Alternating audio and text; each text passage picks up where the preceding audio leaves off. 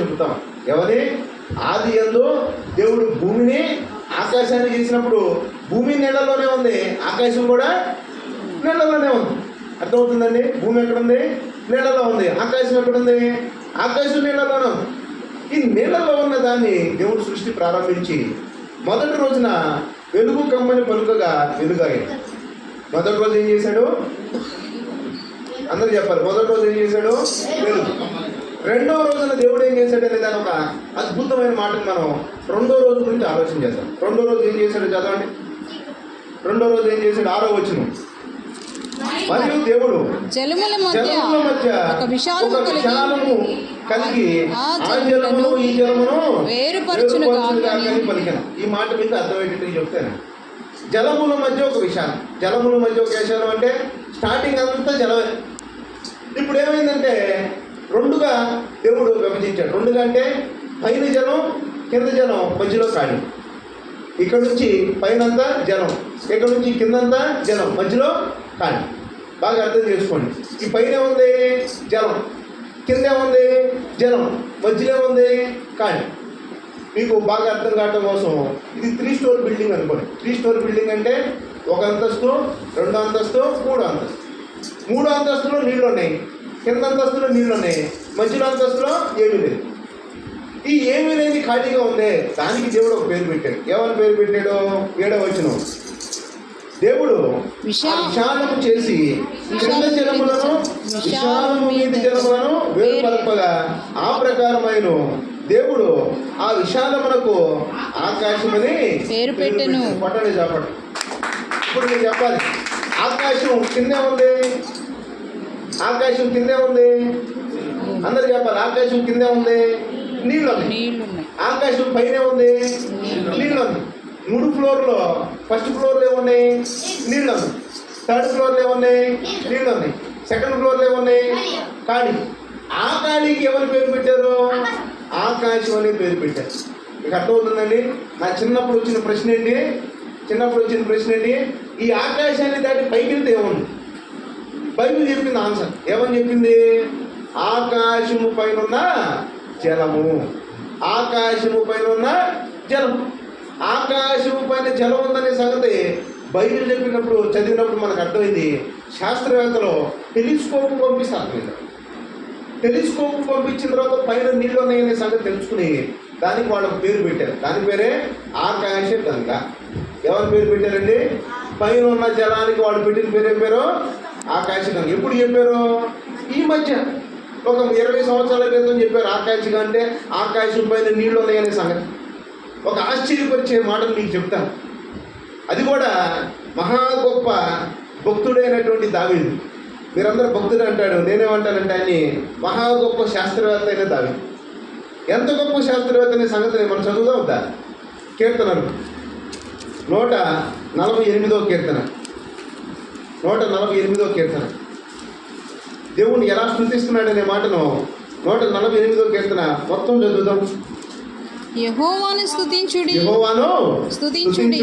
ఆకాశవాసులారా యెహోవాను స్తుతించుడి, ఉన్నత స్థలముల నివాసులారా ఆయనను స్తుతించుడి, ఆయన దూతలారా మీరందరూ ఆయనను స్తుతించుడి, ఆయన సైన్యములారా మీరందరూ ఆయనను స్తుతించుడి, సూర్యచంద్రులారా ఆయనను స్తుతించుడి, కాంతిగల నక్షత్రములారా మీరందరూ ఆయనను స్తుతించుడి, పరమాకాశములారా ఆకాశ పైనున్న జలములారా ఆయనను స్తుతించుడి. ఏమని చదివారండి? ఆకాశములారా 5వ వచనం, 4వ వచనం. పరమాకాశములారా ఆకాశము పైన ఉన్న జలములారా ఆయనను స్తుతించుడి. పైన జలములారా ఎవరు వాడుతున్న పదం? దావీదు గారికి ఏమని తెలుసు? ఆకాశం పైన ఉందంట. చెప్పండి. ఆకాశం పైన ఉందంట జలం. ఆకాశం పైన జలం ఉందనే సంగతి మన మనుషులకి ఎప్పుడు తెలిసింది? 20 ఏళ్ల క్రితం. 20 ఏళ్ల క్రితం మనుషులకి తెలుసు. అది దేవుడు ఎప్పుడు? దావీదు ఎప్పుడు కాలం? క్రీస్తు పూర్వం 1000 సంవత్సరాలు అంటే 3000 సంవత్సరాల క్రితమే దావీదు గారికి తెలిసినటువంటి సీక్రెట్. ఆకాశము పైన ఉన్న జలములారా మీరు దేవుణ్ణి స్తుతించండి. ఆకాశం పైన జలం అనే సంగతి దావీదుకి ఎలా తెలుసు? మీకు అర్థమవుతుందండి? ఆకాశము పైన జలములు ఉన్నాయనే సంగతి దావీదుకి ఎలా తెలుసు? అంటే దావీదు గొప్పవాడే కదా, దావీదు భక్తుడే కాదు, దావీదు శాస్త్రాలను కూడా చెప్పాడు. ఎలాంటి శాస్త్రాలు? దావీదు గారు చెప్పిన మాట ఈరోజు జనానికి ఇన్స్పిరేషన్. ఏమని? ఆకాశం దాటి పైకి వెళ్ళిపోతే ఏముందంట? జలము ఉన్నాయి. అక్కడున్న జలాలు ఇప్పుడు ఏం చేయాలంటే కిందకి తీసుకురావాలనేది వాళ్ళ ప్రాజెక్ట్. ఎక్కడున్న జలాలు? పైన ఎక్కడో జలాలు ఉంటే ఆ జలాలను ఎక్కడ తీసుకురావాలి?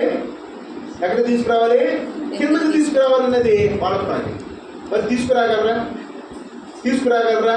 మనిషి ఇక్కడ నుంచి మార్స్ గ్రహం మీదకి వెళ్ళడానికే నానా కష్టాలు పడుతున్నాం.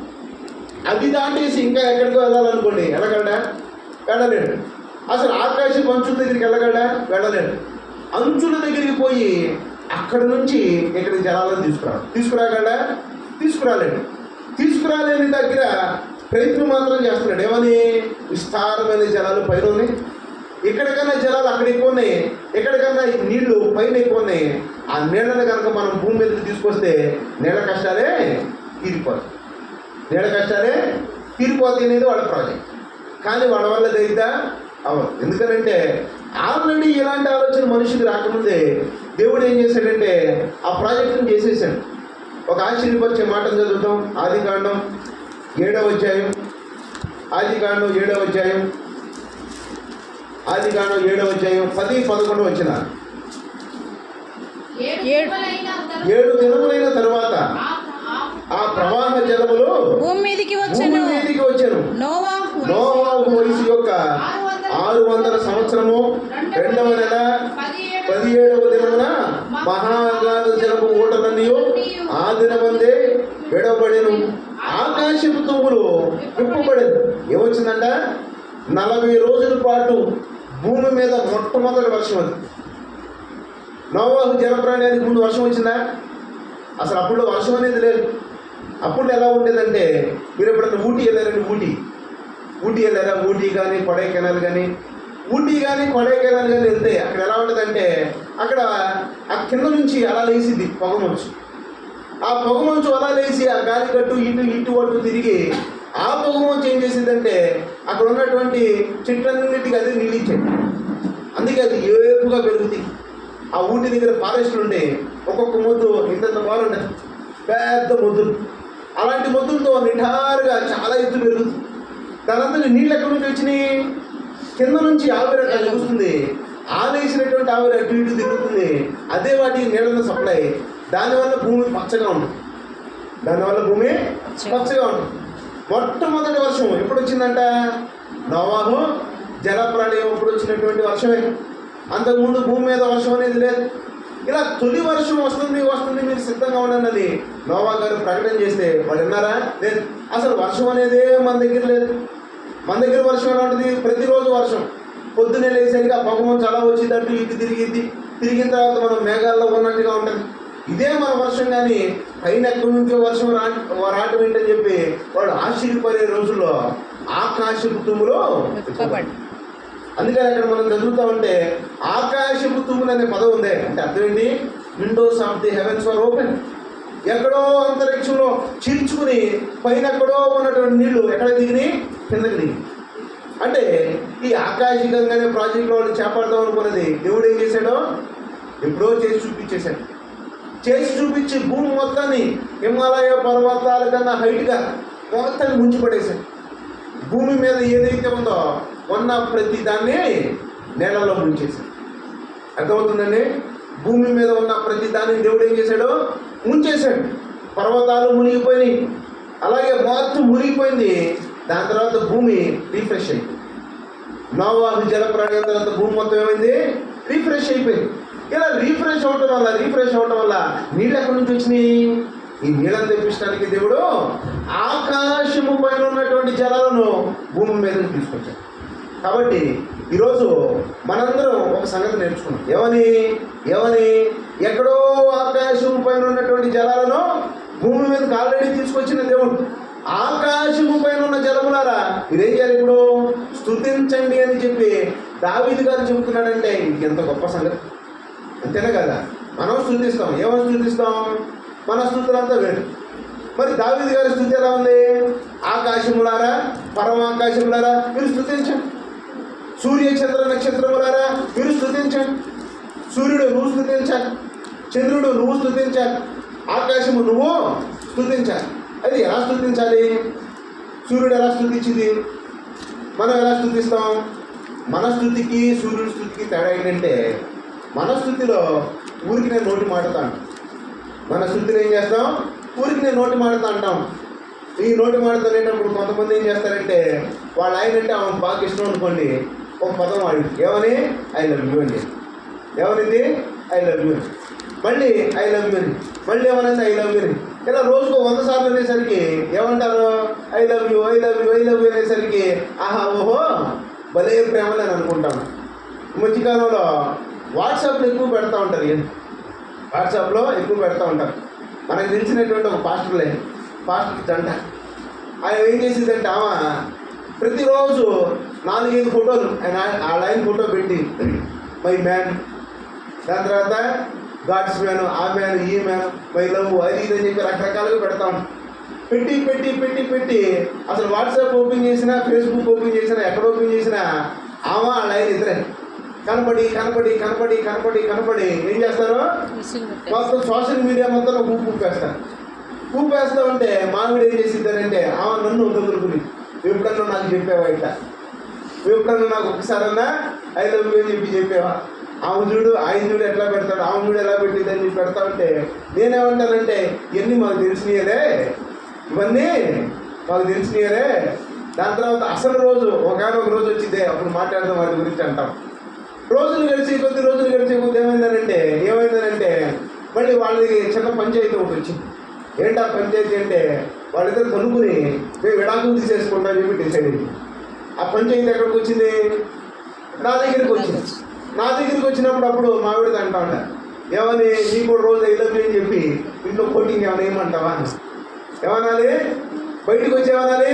I love you, I love you, I love అని చెప్పి లోపల ఎట్లున్నారో కనుక్కుంటా ఉంటారు. రోజు ఏ రోజు విడిపోతారో తెలియదు. అర్థమవుతుందండి? అలాగే మనం కూడా దేవుడిని స్తుతించండి అన్నప్పుడు నోటు పెట్టి స్తుతి స్తుతి స్తుతి స్తుతి స్తోత్రం స్తోత్రం స్తోత్రం స్తోత్రం అన్నారనుకోండి, అది స్తుతించినట్ట. ఇప్పుడు ఏమేం చేసిందనంటే, రోజు ఐ లవ్ యూ చెబుతుంది, కానీ ఆయన కష్టపడి పని చేసుకుని ఇంటికి రాగానే ఒక కప్పు కాఫీ లేదు, ఒక కప్పు టీ లేదు. అర్థమవుతుందండి? ఇంకొక ఆవిడ ఏం చేసిందంటే, ఆ పెద్ద డైలాగ్ లేదు, వాళ్ళ ఆయన రాగానే కష్టపడి వచ్చాడు కదని చెప్పి రాగానే వేడి నీళ్ళు పెట్టి స్నానం చేసి రాగానే కాఫీ రెడీ చేసి, ఈ కాఫీ తాగేసిన తర్వాత చిన్నపాటి అల్పాహారాలు ఏదో పెట్టి, ఇప్పుడు ఎవరు ప్రేమించినట్టు నోటి మాటలతో ఐ లవ్ యూ అని చెప్పినోడు ప్రేమించారా? లేదంటే ఏ డైలాగు లేకుండా సైలెంట్గా కావాల్సినవి ఏర్పాటు చేసి ఆయనకు అన్నింటిని అందించిన ఆమె ప్రేమించిందా? చెప్పండి, ఎవరు ప్రేమించారో? సైలెంట్గా చెప్పినవన్నీ చేసుకుంటా పోయింది ఆమె ప్రేమించి. అలాగే సూర్య చంద్రులారా మీరు స్తుతించండి అని అంటే, సూర్యుడు చంద్రుడు వచ్చి 2 చేతుల పైకి అయితే స్తోత్రం స్తోత్రం స్తోత్రం చెప్పారు. సూర్యుడు ఏం చేస్తాడు? టైం ప్రకారం వచ్చేస్తాడు మన దగ్గరికి. వచ్చాడా రాలేదా? టైం ప్రకారం సూర్యుడు మన దగ్గరికి వచ్చేస్తాడు. టైం అవ్వగానే సూర్యుడు పొద్దున్నే కరెక్ట్గా 5:20 అయ్యేసరికి సూర్యుడు వచ్చేస్తాడు. ఎండాకాలం కాబట్టి. అదే చలికాలం అనుకోండి, 6:02 కల్లా వచ్చేస్తాడు సూర్యుడు. ఇలా సూర్యుడు భూమి మీదకి టైం ప్రకారం ఇక్కడికి వస్తున్నాడు, టైం ప్రకారం వెళ్ళిపోతున్నాడు. ఇది ఎప్పుడు నుంచి చేస్తున్నాడు? సూర్యుడిని దేవుడు తయారు చేసినప్పటి నుంచి మొదలుపెట్టి ఈరోజు దాకా సూర్యుడు తిరుగుతానే ఉన్నాడు. భూమి మీదకి వస్తాడు, మొత్తం చెదారం మొత్తానికి క్లీన్ చేస్తాడు. భూమి మీదకి వస్తాడు, చిత్తడిగా ఉన్నదాన్ని, తడిగా ఉన్నదాన్ని, క్రిములు మొత్తాన్ని తన ఎండతో చంపేస్తాడు, తన వేడి. భూమి మీదకి వస్తాడు, పంటలను పండించేది సూర్యుడు లేకపోతే పంటలు పండుతాయా? పండవు. సూర్యుడు ఉంటేనే పంట, సూర్యుడు ఉంటేనే తిండి, సూర్యుడు వస్తేనే మనకి భోజనం, సూర్యుడు వస్తేనే న్యాచురల్గా ఎండాకాలంలో మామిడికాయలు వచ్చాయి. ఒకవేళ సూర్యుడు రాలేదనుకోండి, మామిడి చెట్టు ఉపయోగం లేదు, కాయలు లేదు, పంట లేదు, తిండి లేదు. కాబట్టి సూర్యుడు తన డ్యూటీని కొన్ని కోట్ల సంవత్సరాల నుంచి చేస్తున్నాడు. అంటే కొన్ని కోట్ల సంవత్సరం చేస్తున్నాడంటే సూర్యుడు ఏం చేస్తున్నాడు? దేవుడు చెప్పిన మాటను తూచా తప్పకుండా పాటిస్తూ దేవుణ్ణి స్తుతిస్తాడు. మరి మనిషి చెప్పిన మాట వింటలేదు, కానీ ఏం చేస్తున్నాడు? నోటితో మాత్రం స్తోత్రం స్తోత్రం స్తోత్రం అంటే, నోటితో స్తోత్రం స్తోత్రం స్తోత్రం అని అంటే దేవుణ్ణి స్తుతించినట్ట?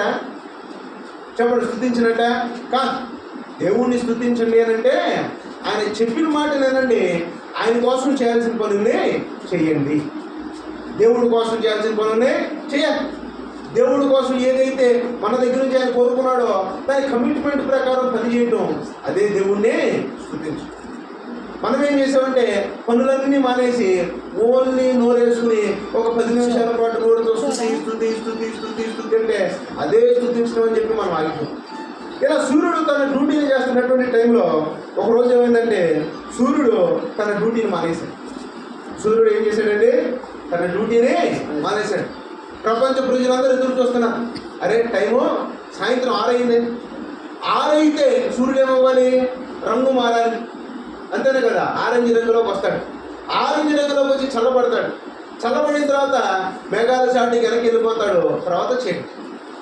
జనాలందరూ చూస్తున్నారు, ఈరోజు ఏంటి చీకటి అవ్వలేదు, ఈరోజు ఏంటి ఇంకా సూర్యుడు పోలేదు అని చెప్పి సూర్యుడు గురించి చూస్తా చూస్తా చూస్తా ఉంటే సూర్యుడు పోలేదు. ఎందుకు పోలేదబ్బా, ఎందుకు పోలేదబ్బా అని చెప్పి జనాలందరూ దాని గురించే డిస్కషన్. అక్కడ ఉన్నటువంటి ప్రజలందరూ దాని గురించే డిస్కషన్. ఏంటా డిస్కషన్ అంటే సూర్యుడు ఎందుకని పోలేదు ఈరోజు, ఎందుకని పోలేదు అని అంటే అప్పుడు కొంతమంది చెప్పుకుంటా ఉన్నారు. తెలుసా, మన దగ్గర అమోరీలో అని ఒక జాతి ప్రజలు ఉన్నారు. ఎవరండి? అమోరీలు. ఈ అమోరీలో వాళ్ళ పర్సనాలిటీస్ ఎలా ఉంటాయి అంటే ఒక్కొక్కడు మినిమము 10 feet హైట్. మన దగ్గర 6 అడుగులు ఉంటే మంచి బలవంతుడు.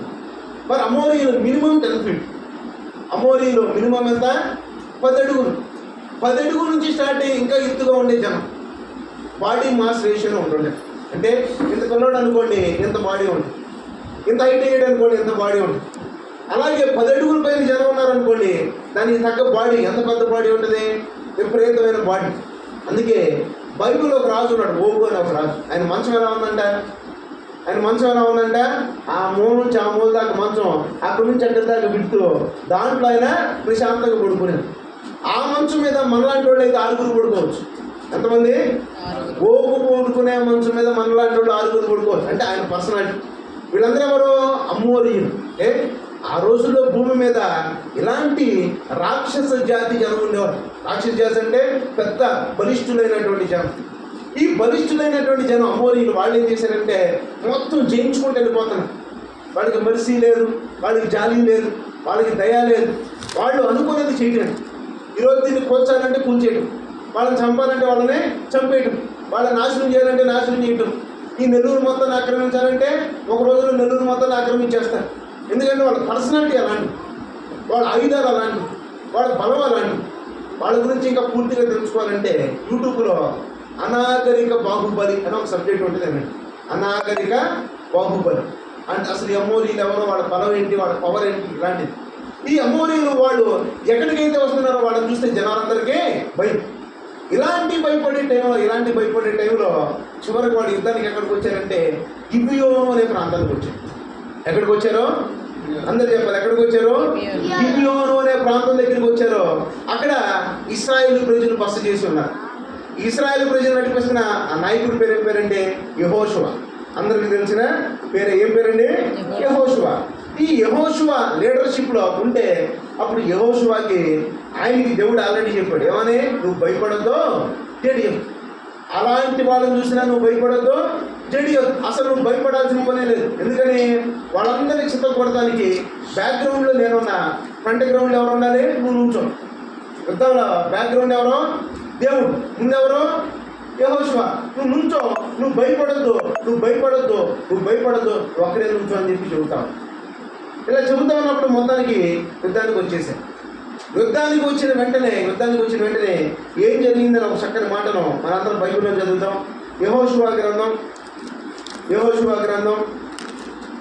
10వ అధ్యాయం 11వ వచనం.